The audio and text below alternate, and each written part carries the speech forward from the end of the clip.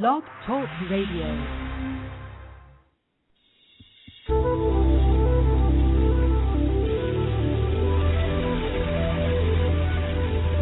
Has anyone ever told you you dream too big, that you have too many ideas, that you need to be realistic? What if there was a career and lifestyle that you could completely design yourself that enables you to do what makes your heart truly sing and helps millions of people benefit from what you have to offer? One that provided you with all the money you need to thrive, not just survive. That is the life of an enlightened entrepreneur. Welcome to the Aha Moments radio show, dedicated to the inspiration, education, and celebration of enlightened entrepreneurs worldwide, with your host, Mariana Cooper, founder of Aha Moments Inc. and AhaMomentsInc.com. Her motto, oh yes, you can have what you want, and you deserve it too. Join us for the next hour and learn to trust your aha moments to lead the way to a passionate and purposeful life. And now here's your host, Mari.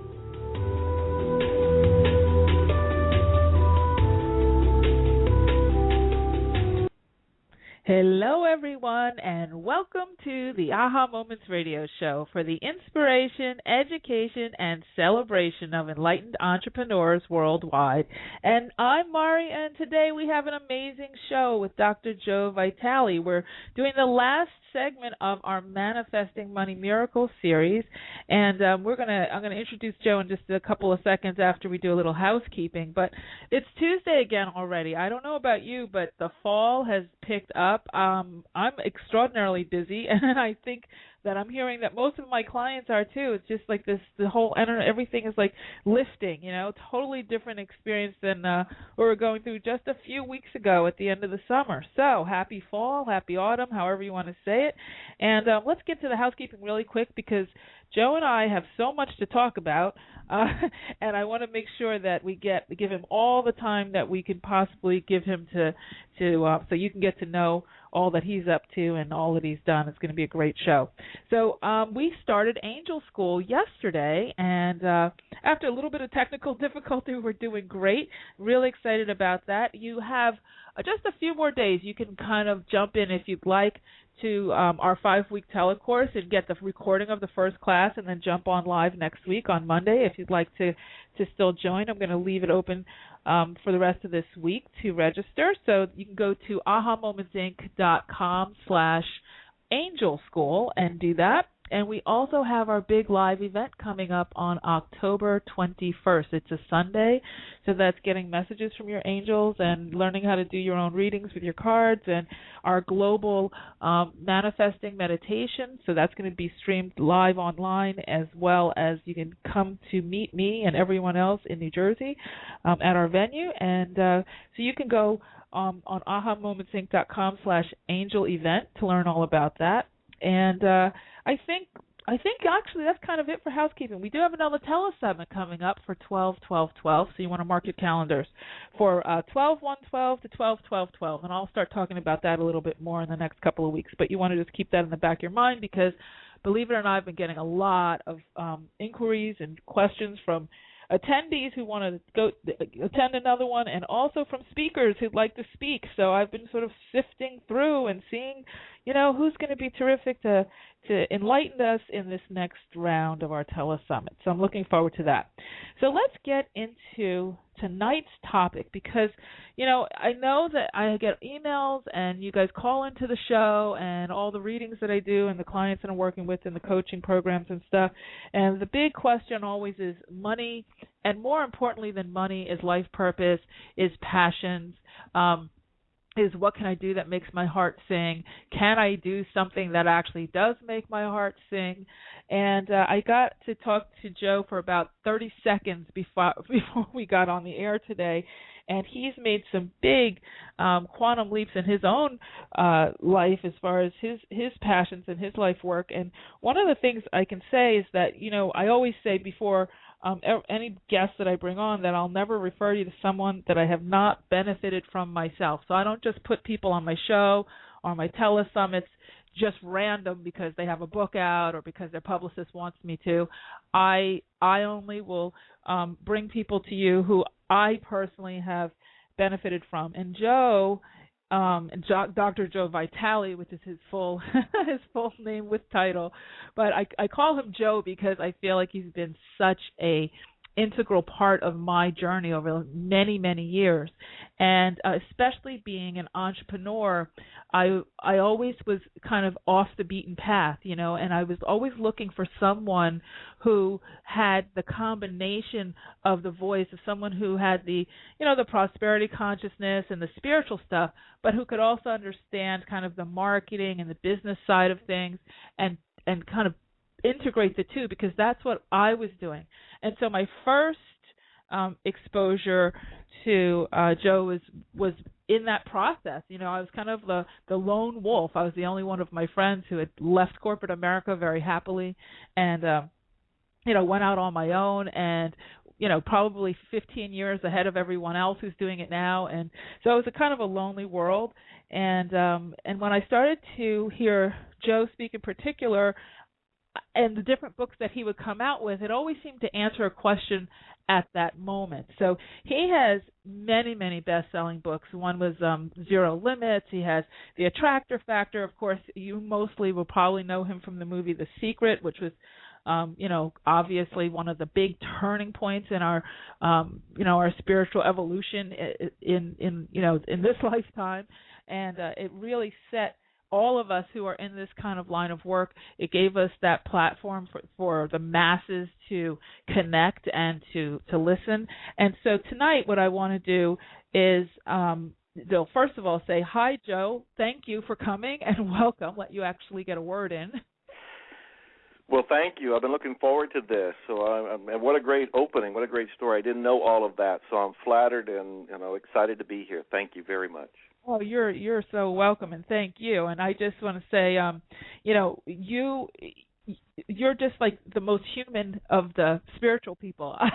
Oh, I think we're all human, but thank you. I understand what you're saying. Down-to-earth nature about you, and that's what I really am so excited to have you on tonight, because one of the things that I loved about you, and you guys, the people who know me very personally, always tease me because they say, "Oh, Mari, you like all these material things, and you're like this guru." And I don't see myself as a guru by any means, but I don't think that we came to enjoy things, houses, and all stuff. And there's a real conflict with some people about that. They don't want to. They get very upset. And so when I saw that you were sort of taking these manifesting principles and applying them, not afraid to sit on the fancy car or talk about the house, all those things, I think it was permission. It was permission to be of the cloth and too. Let's start with your story. You came, you were homeless, right? And you're not. Right. No, I'm not at all. I now live one of the lifestyles of the rich and famous, I guess. But 30-some years ago, no, it wasn't that way at all. That wasn't anywhere on the timeline that I could see. I was homeless in Dallas for an unpleasant period of time, and I never used to even talk about it because it was traumatizing and embarrassing. Right. And then I was in poverty for about 10 years after that when I went to Houston. And so it's been a long struggle, a long climb, because throughout it, I've been following my passion and my dream. I wanted to be a writer. I wanted to write things that would make a difference. But it didn't happen overnight, unless overnight means 30 years, because it's been quite a road. And I had to do a lot of internal work. I had to do a lot of work on belief systems. I had to do a lot of work on my feelings about deservingness, my feelings about money, my feelings about success, cleaning up the past. I think this is all work we all have to do.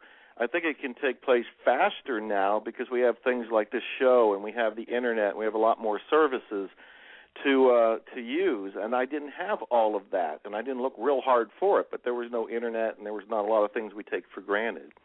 But I, began with nothing. And I guess, in a sense that we kind of, I know for a lot of entrepreneurs, we might have had something, but when we leave corporate or we leave the traditional path and we go into our businesses and been through the 401ks and the severance packages and all that stuff, and then on one day it hits you, oh my gosh, this thing has to carry me now. Yeah. And you might go through that period of what feels like homelessness, even when you didn't start out that way, in the sense of that squeeze, that crunch. And I know I've been through that, and I know many of my friends have. And you have sort of these times of feast and famine. So I wanted to ask you, what's your process? I know that you're saying 30 years, which, I don't want anybody to pass out because, if you really... It doesn't have to take that long now. That's what it was in the old days, and that's what it was for me. It does not have to take that for anybody today. Yeah. Yeah. So what do you think are some of the key things to consider? I know that it's always an evolution, but is there some sort of steps that you think folks should take?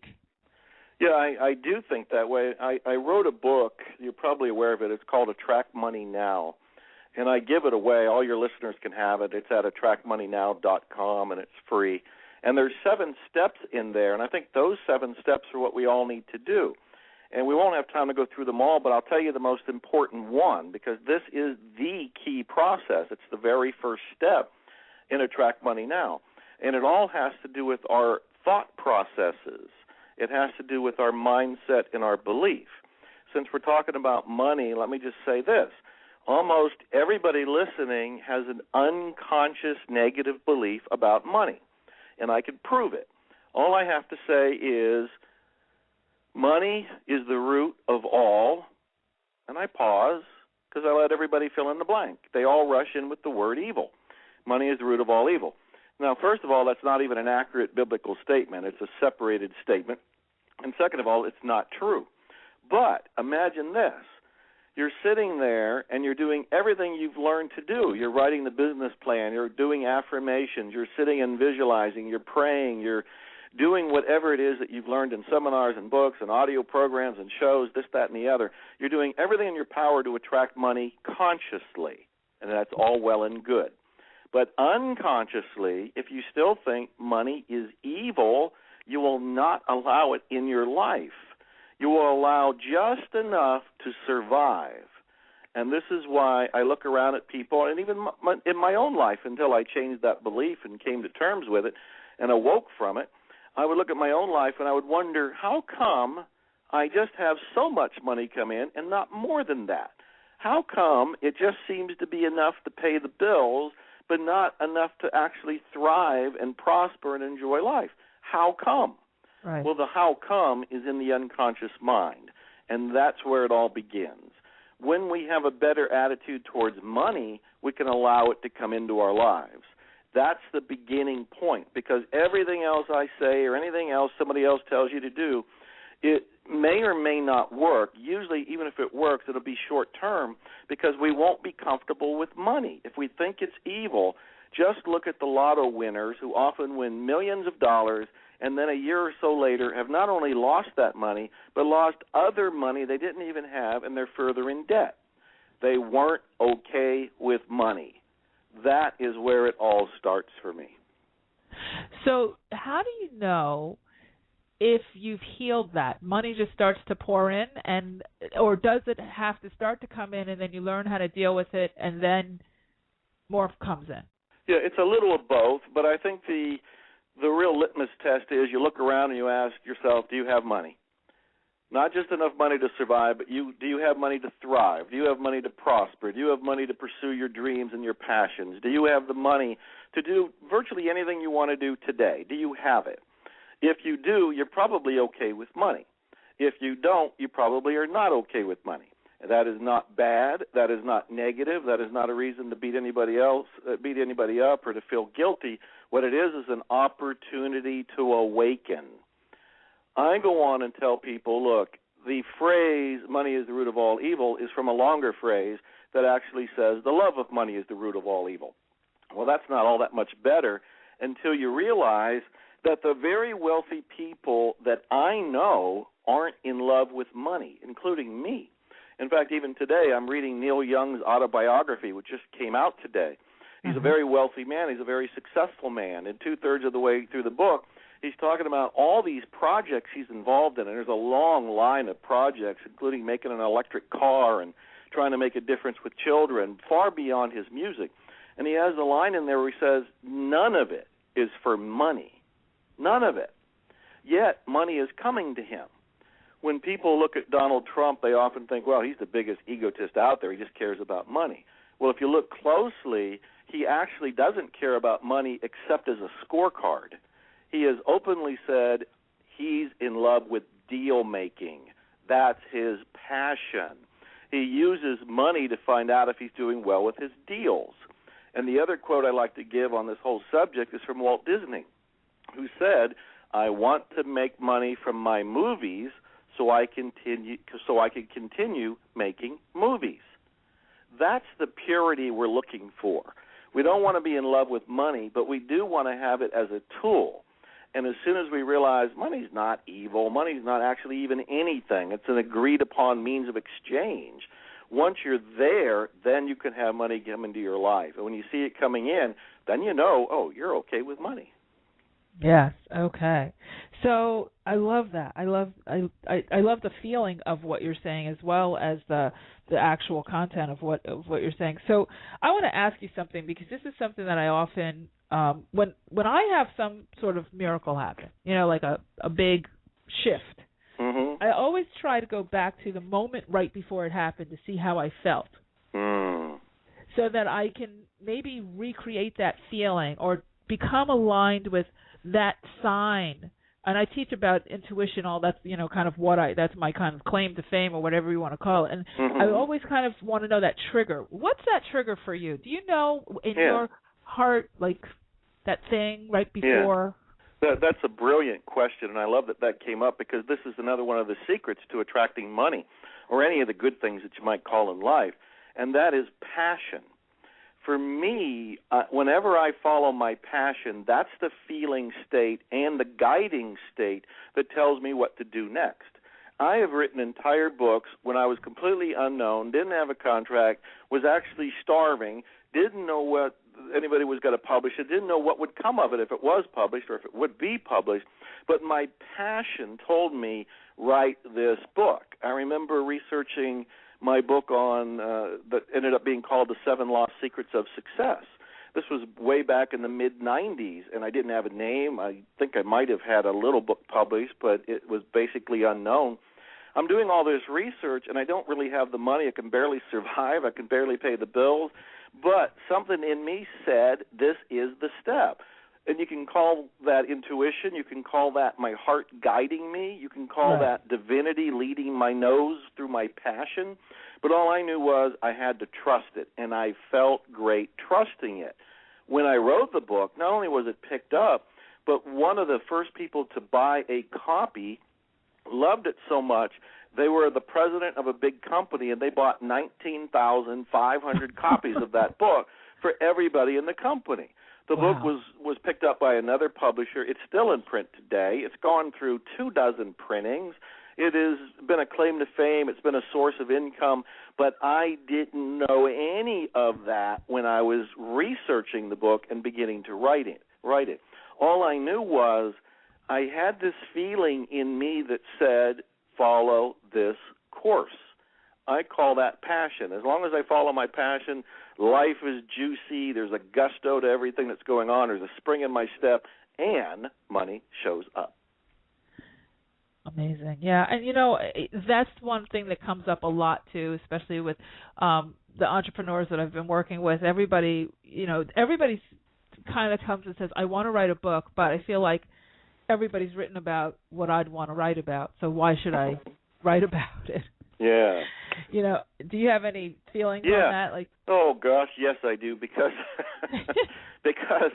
in Houston, when I started to get published and other people noticed I was getting published, everybody and his brother who had ever thought about writing a book was calling me up.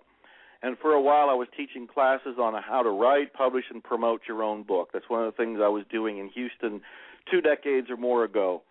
And I'm doing that, and I'm hearing all these people with all these excuses. And what I realized was it's real easy to say, I don't have the money, I don't have the experience, I don't have the education, I don't have the time, other people have written a book, I don't really know where to start, I don't really know where to end, I don't know where the publisher is, I don't know where the agent is. My God, we can go on forever with the excuses. And I would say that is nothing but excuses. That's all it is. And it's so easy to trick ourselves out of our own good. Yes. This is really important. We self-sabotage ourselves all the time, and usually it's with this self-talk that says, it's not for me, I'm not the one. Mm-hmm. What I've learned is that you have to have a different self-talk going on that says, maybe you are the one, maybe this is the project, maybe this is the book. You will never know until you actually write it. Yeah. I used to have a little sign on my desk, and this is a long time ago, and I'm a struggling author. And the first line would say, what if what you're writing right now, in fact, I was writing on a typewriter, didn't even have a computer. This is way before anything. I'm writing on my Smith Corona, and I'm looking at this line that says, what if what you're writing is crap? What if what you're writing will never be published? What if this is an entire waste of time and you're going to die unknown and broke? And then right below it, it said, what if what you're writing is brilliant? What if what you're writing is the turning point in the lives of millions of people? What if it's the turning point in your life? What if this is the book that actually makes you famous and brings you the wealth and riches and everything else that you want? And that little phrase, those two little quotations there, I would look at because it reminded me I have a choice. I can look at this negatively and say, no, I'm not going to write a book. Forget it. It's not going to work out. Or I can say, you know what, I'm going to write this book and let's see what happens. Which is the healthier choice? Which is the more wholesome choice? Which is the higher vibration choice? That's the one to go with. Oh, beautiful. Well, believe it or not, we've gotten to our first break. Ha! How okay. How fast was that? Oh, my goodness. Okay, you guys, so if you'd like to call in, you can call in at 347-215-9485. That's 347-215-9485. I'm Mari. You're listening to the Aha Moments radio show, and we will be right back.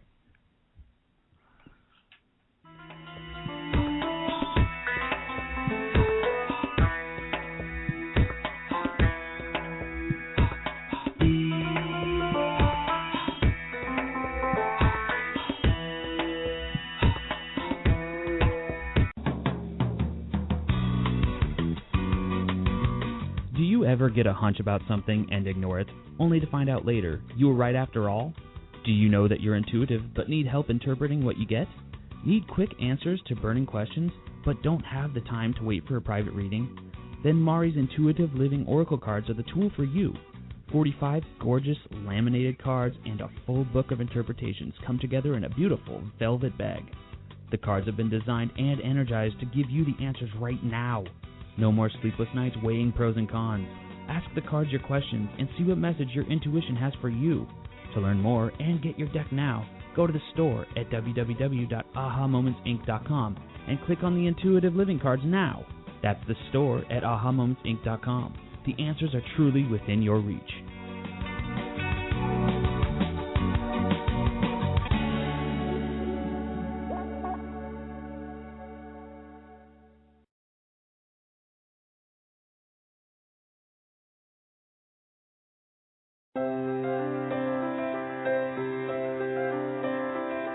Are you at a crossroads in your life, facing big decisions about your life purpose, business, relationships, or other major issues? Are you wondering why you may be delayed in getting what you want? Or if you have special guides who are helping you? Then investing in a private intuitive reading with Mari is just what you need. As a third-generation spiritual intuitive, Mari has worked with thousands of clients over the past 18 years. During your private session, you will learn who your guides are, receive insight on the core issues that need attention, and get new perspective, clarity, and inspiration on what to do next. To register, go to www.ahamomentsinc.com and click on the Work with Mari tab to get all of the details. There are a limited number of spots each month, so go to www.ahamomentsinc.com for yours now.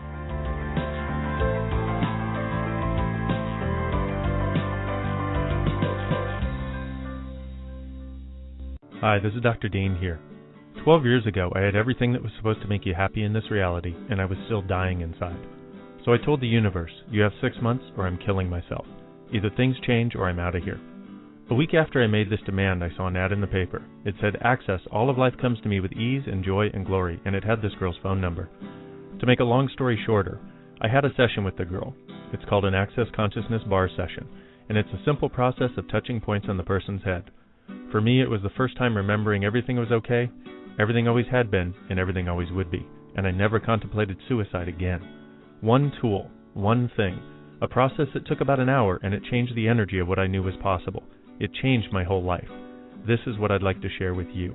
For the first time in years, I'll facilitate a one-day Access Bars class. On November 7th, you can learn this process with me in California, or you can join me online from your home anywhere in the world. Go to globalbars.com to learn more. Global Bars. Step back in time to the very beginning, before life as we know it existed. Stones have been on this earth since before the inception of man. They are keepers of ancient wisdom and messages. Tap into the profound wisdom of stones and let your journey begin at the Rock Girl Sacred Stone School. Let the Rock Girl take you back to those ancient days to learn firsthand the language and the secrets of stones. The Rock Girl will teach you how to develop your very own technique of communicating with them, allowing you to embark on your own path of self-discovery. Courses include Reiki, psychic development, chakra balancing and auric cleansing, hands-on healing, and more. Visit sacredstoneschool.com for classes and workshops taught exclusively by the Rock Girl of therockgirl.com.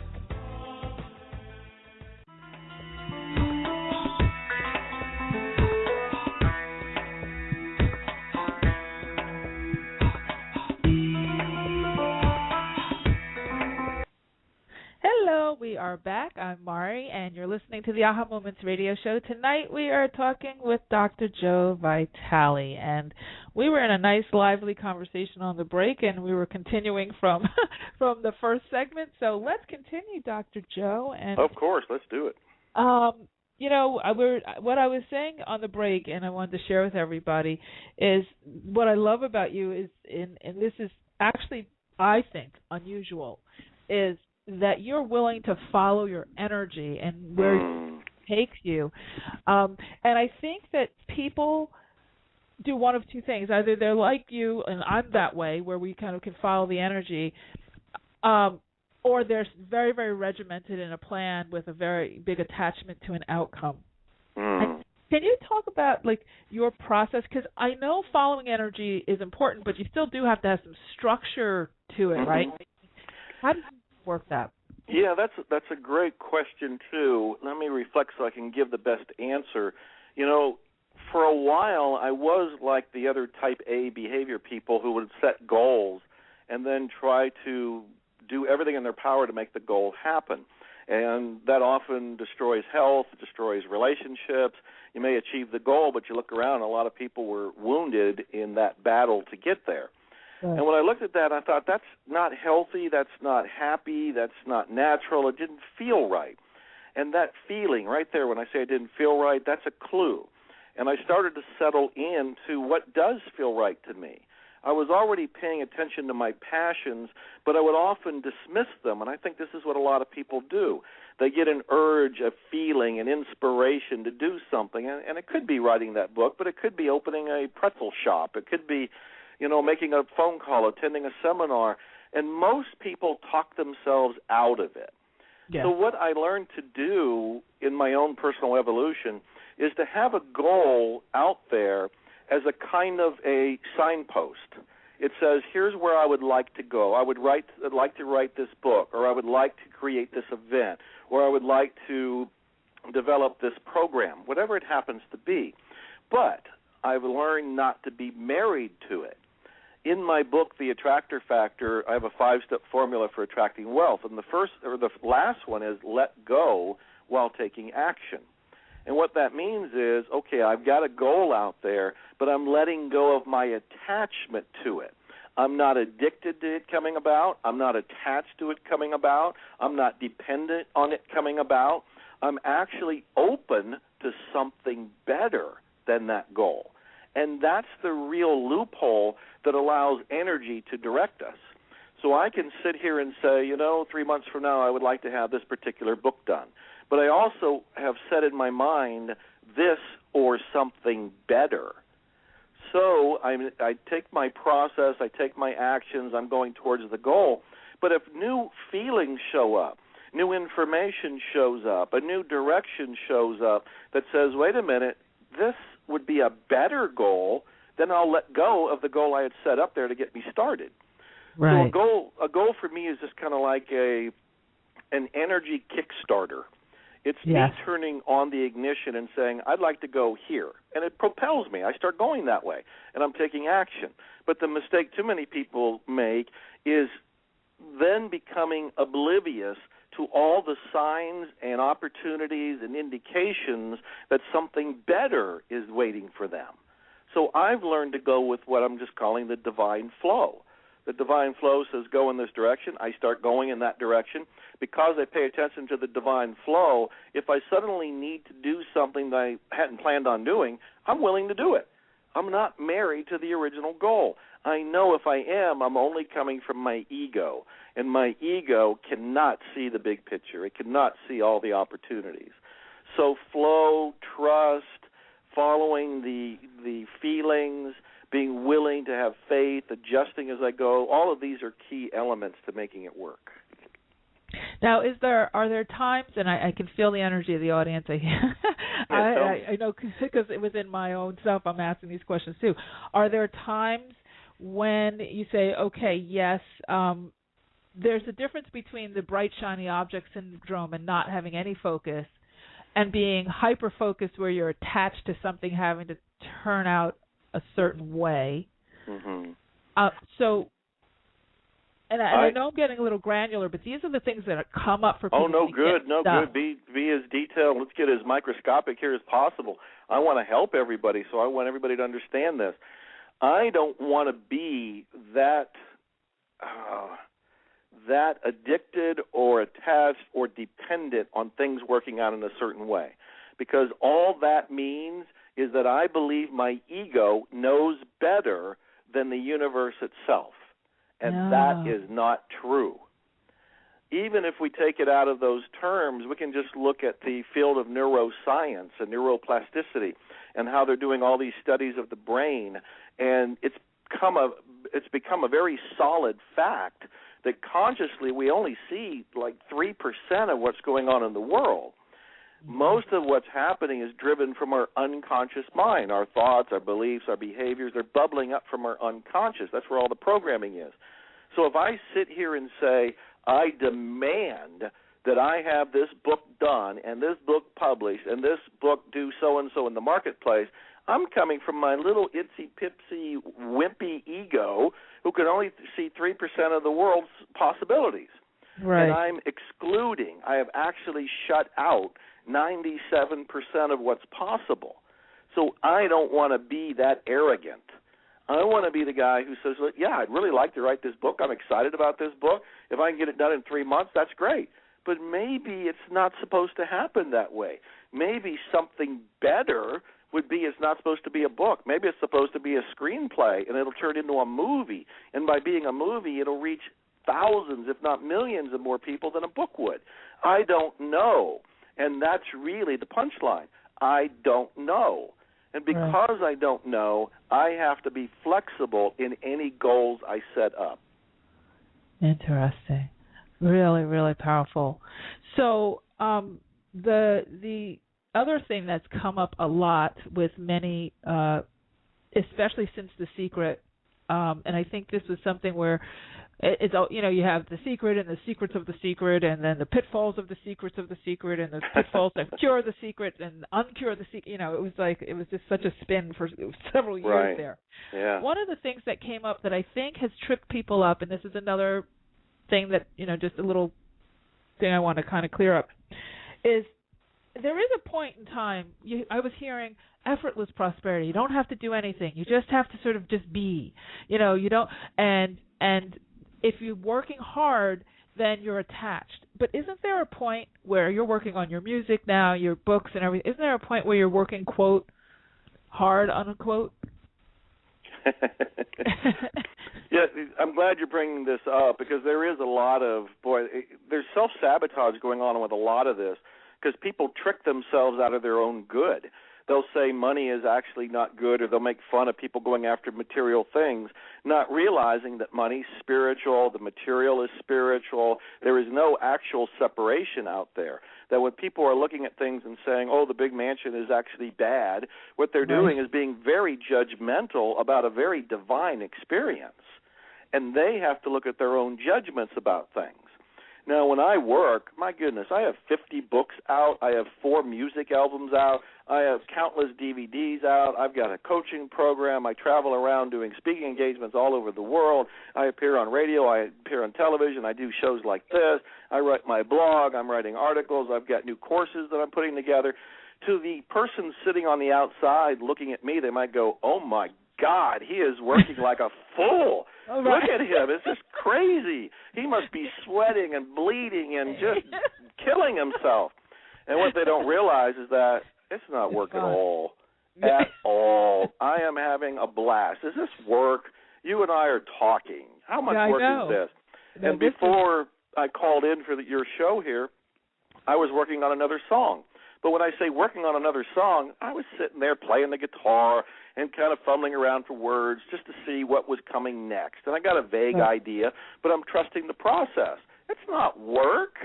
I'm expending energy, but when people think of work, they think of things they detest, like somebody going to a job they don't love. Like I did that. I was brought up working as a laborer on the railroad. I hated it. That was work. Why was that work? Because I didn't want to be doing it. Yes.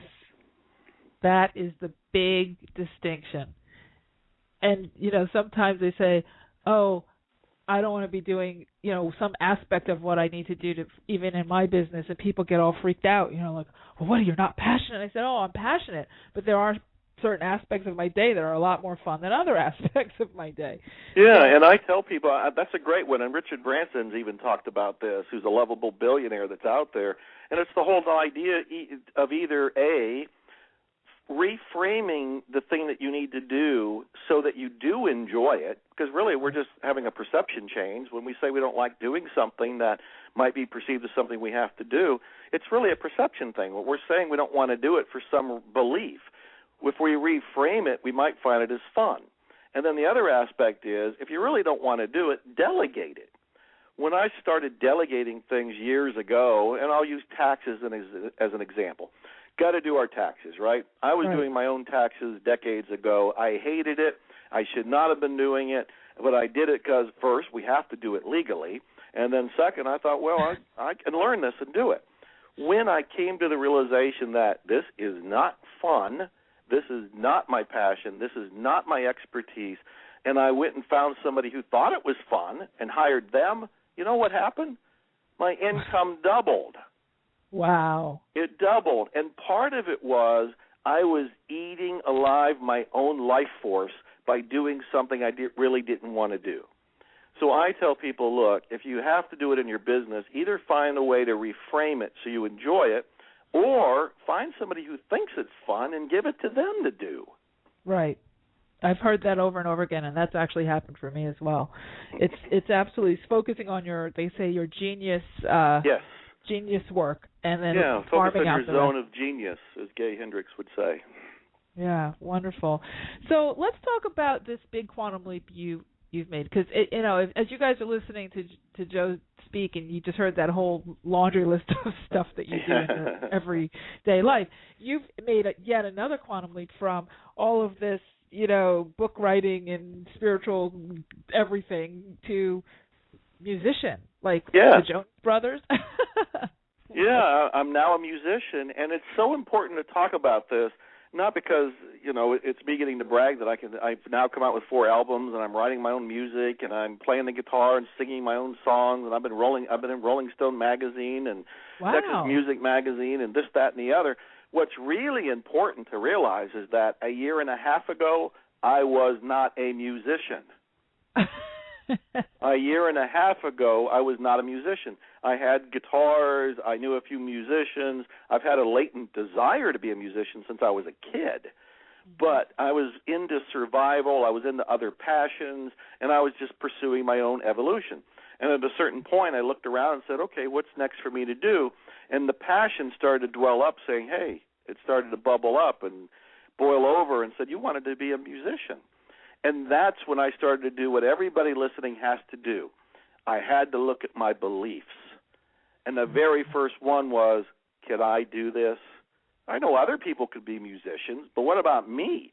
Can I learn the guitar? Can I learn how to sing? Can I learn how to write songs? Can I learn how to produce an album? Can I actually gather my team together, a band and an engineer and a mixer and a master? Can I actually do all of this? The self-doubts were large, and I think everybody goes through this. It's so good that I've gone through this because I can sit here and say, I know exactly what people go through. I may have forgotten some of the process of me becoming an author because that was 30 years ago.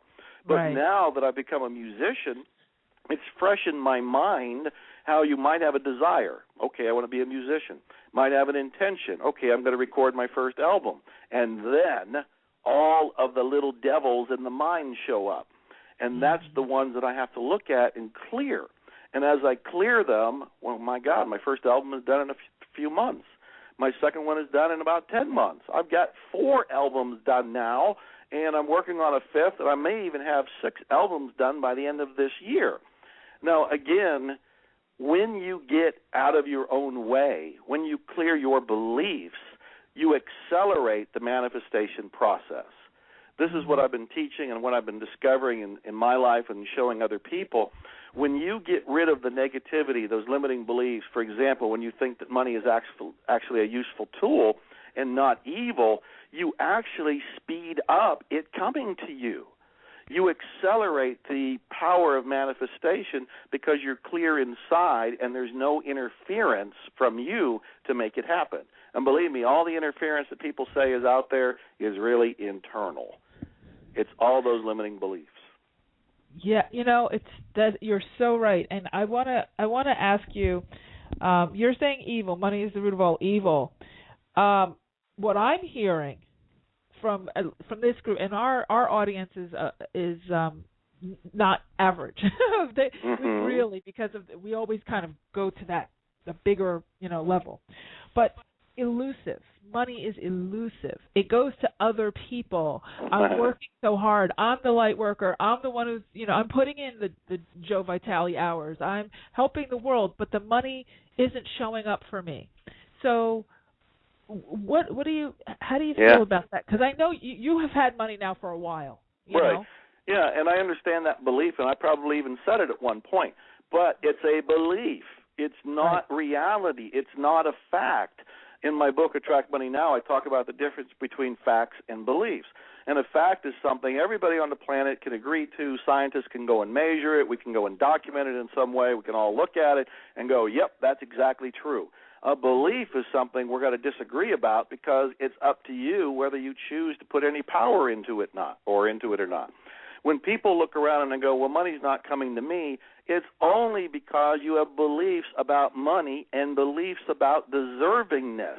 Money's not dodging you personally. Money's all over the planet.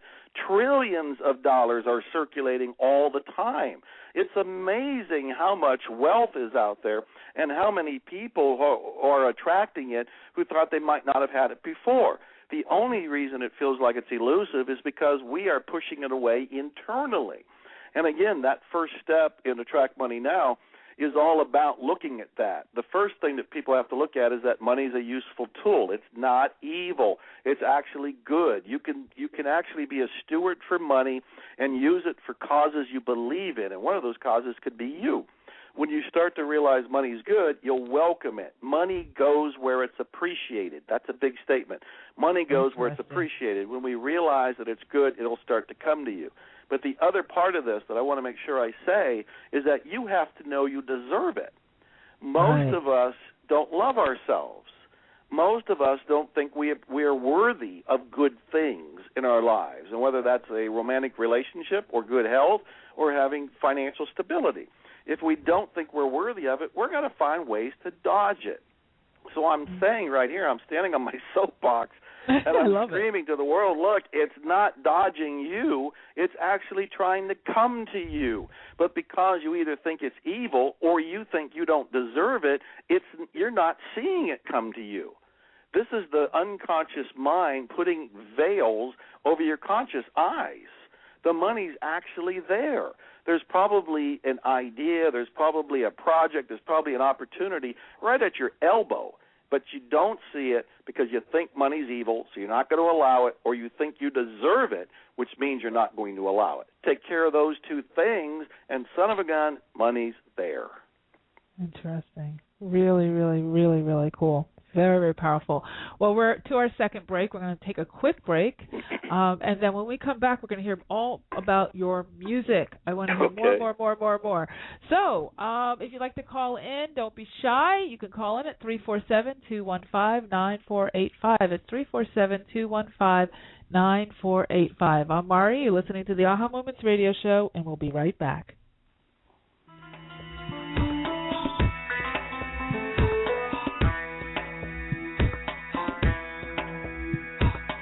Hi, this is Dr. Dean here. 12 years ago, I had everything that was supposed to make you happy in this reality, and I was still dying inside. So I told the universe, you have 6 months or I'm killing myself. Either things change or I'm out of here. A week after I made this demand, I saw an ad in the paper. It said, access, all of life comes to me with ease and joy and glory, and it had this girl's phone number. To make a long story shorter, I had a session with the girl. It's called an Access Consciousness Bar session, and it's a simple process of touching points on the person's head. For me, it was the first time remembering everything was okay, everything always had been, and everything always would be, and I never contemplated suicide again. One tool, one thing, a process that took about an hour, and it changed the energy of what I knew was possible. It changed my whole life. This is what I'd like to share with you. For the first time in years, I'll facilitate a one-day Access Bars class. On November 7th, you can learn this process with me in California, or you can join me online from your home anywhere in the world. Go to globalbars.com to learn more. globalbars.com.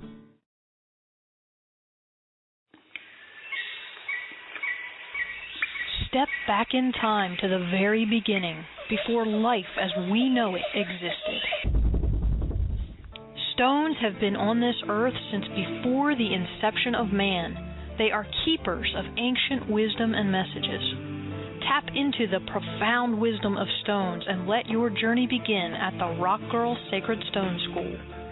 Let the Rock Girl take you back to those ancient days to learn firsthand the language and the secrets of stones. The Rock Girl will teach you how to develop your very own technique of communicating with them, allowing you to embark on your own path of self-discovery. Courses include Reiki, psychic development, chakra balancing and auric cleansing, hands-on healing, and more. Visit sacredstoneschool.com for classes and workshops taught exclusively by the Rock Girl of therockgirl.com.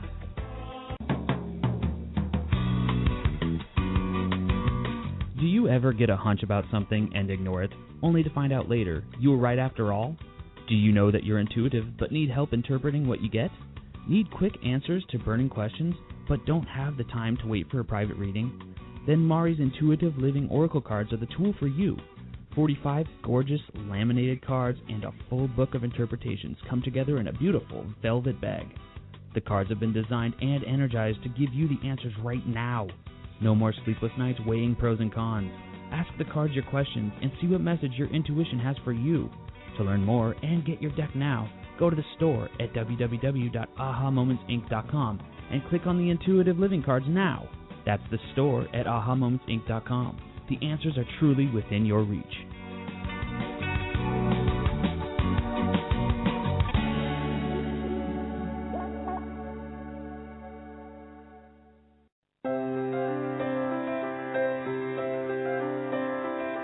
Are you at a crossroads in your life? Facing big decisions about your life purpose, business, relationships, or other major issues? Are you wondering why you may be delayed in getting what you want? Or if you have special guides who are helping you? Then investing in a private intuitive reading with Mari is just what you need. As a third-generation spiritual intuitive, Mari has worked with thousands of clients over the past 18 years. During your private session, you will learn who your guides are, receive insight on the core issues that need attention, and get new perspective, clarity, and inspiration on what to do next.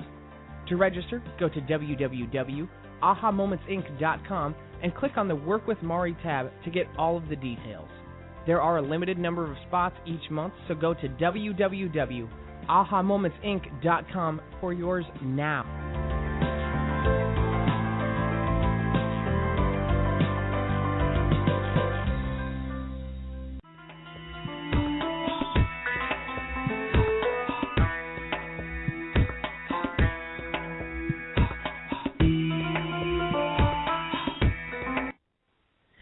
Hello, we are back. I'm Mari. You're listening to the Aha Moments radio show, and we are having a lively conversation tonight, powwow, a love fest with Dr. Joe Vitale.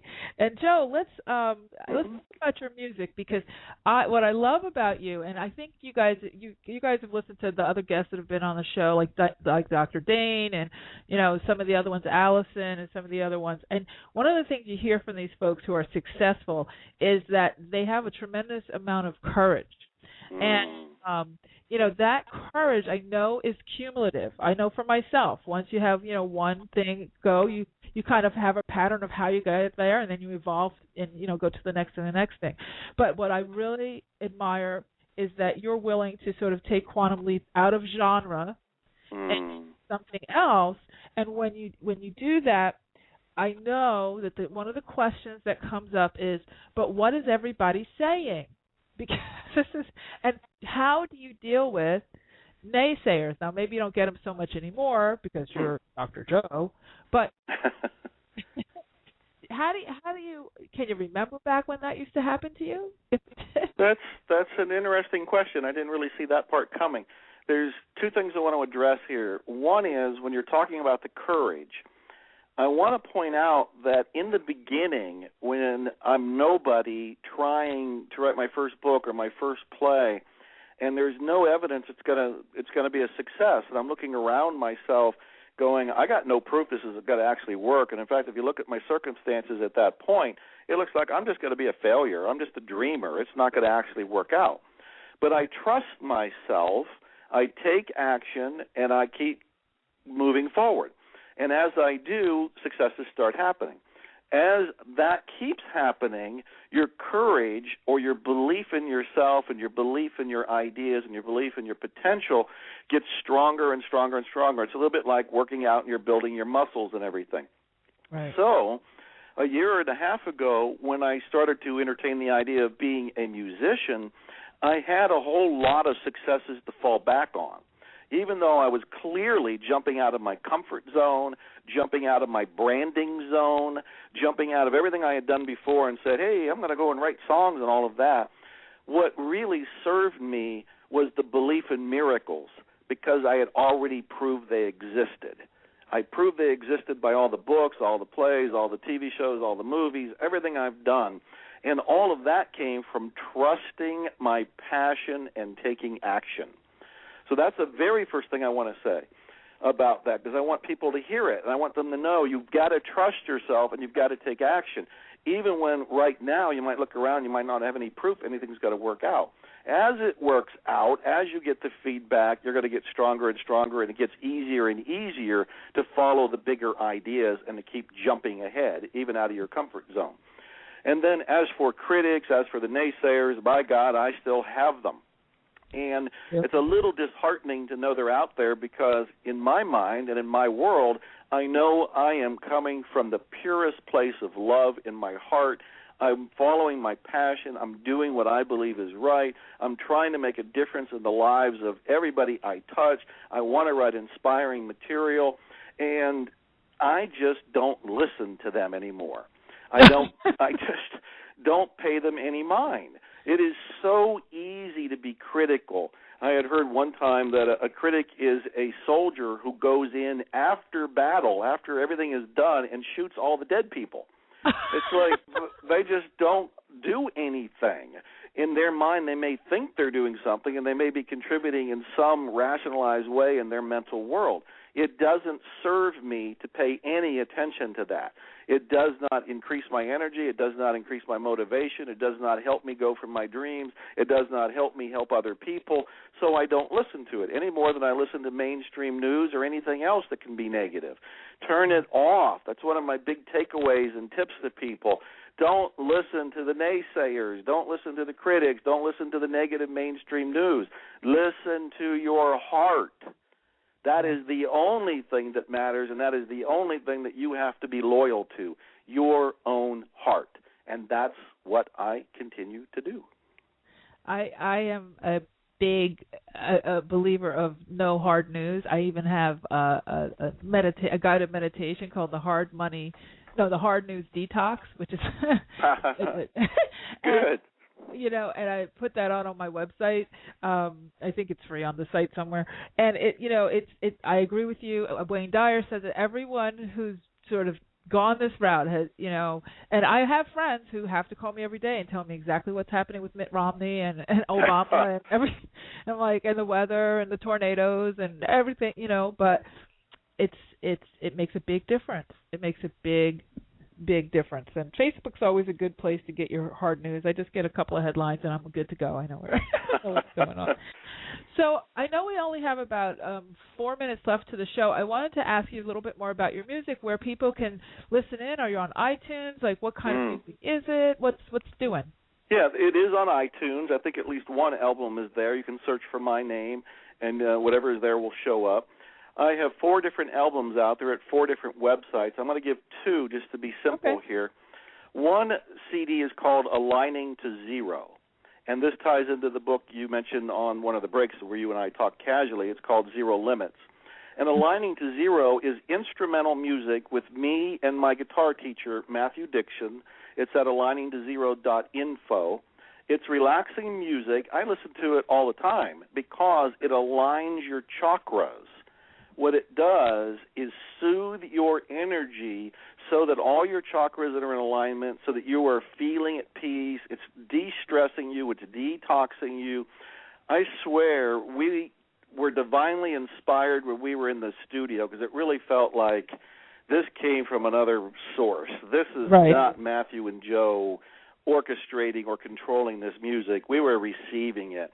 And I would say, if I had nothing to do with it, it's some of the most beautiful music I've ever heard in my life. That's Aligning to Zero. It's at aligningtozero.info, I-N-F-O. And my most recent album is called The Healing Song. The Healing Song has 11 diverse songs on it. One of them is called The Healing Song. I had 3 Grammy winners involved with it. A Grammy-winning cello player plays on the Healing Song track, and that one in particular is a healing poem, if you will, set to cello music. And there's another track in there called Empowered that I swear you listen to that and you are going to feel like you are able to walk on water. It empowers you to have superhuman abilities. It's incredible.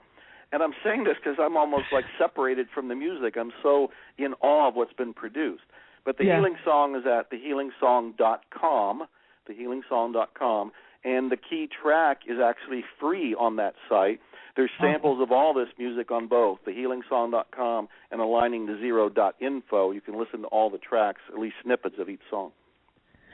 Fabulous, fabulous. I love it. So, what I'll do is when we send the podcast out, we'll make sure we put these links in the copy so that everybody can. Thank you. That's very kind and generous. Yeah, and I'll edit the description on the Blog Talk site too, so the links are there in the description so people can take a listen, because I really want to support you in that. Thank you. I can just feel the energy of it. It's just you can hear your passion, and you can't get anything bad from that. I'm having about the most fun I've ever had in my life with my music, and I wasn't complaining before.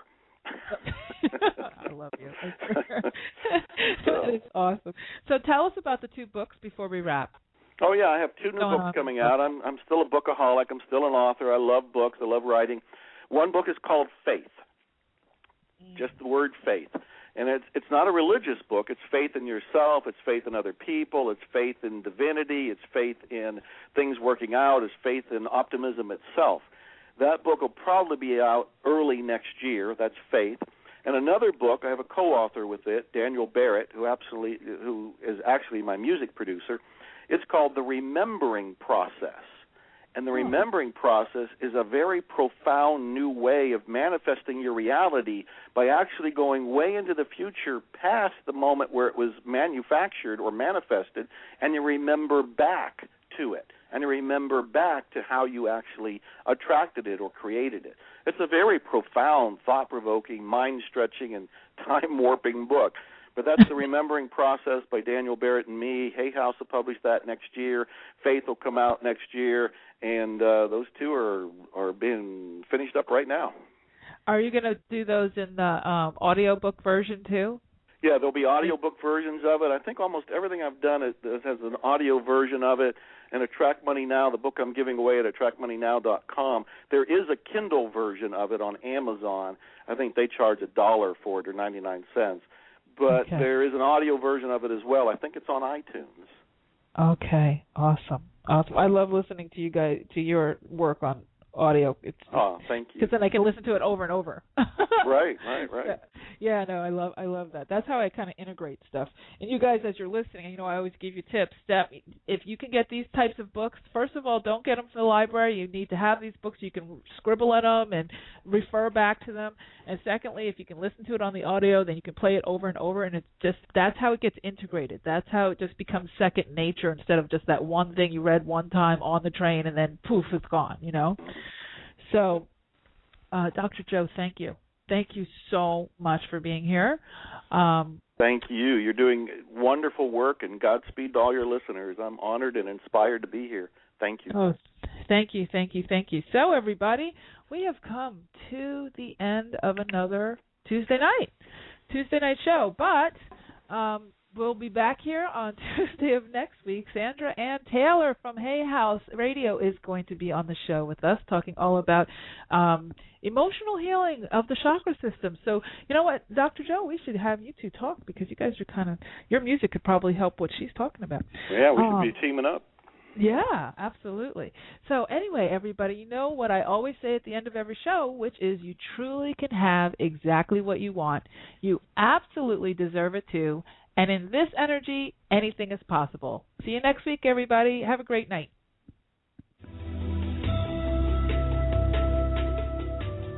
You've been listening to the Aha Moments radio show with your host, Mari. Be sure to visit her blog and website at www.ahamomentsinc.com. That's AHA, moments with an S, inc.com. Also join Mari on Facebook at www.facebook.com/ahamomentsinc and Twitter at twitter.com/ahamoments. We can't wait to see you there.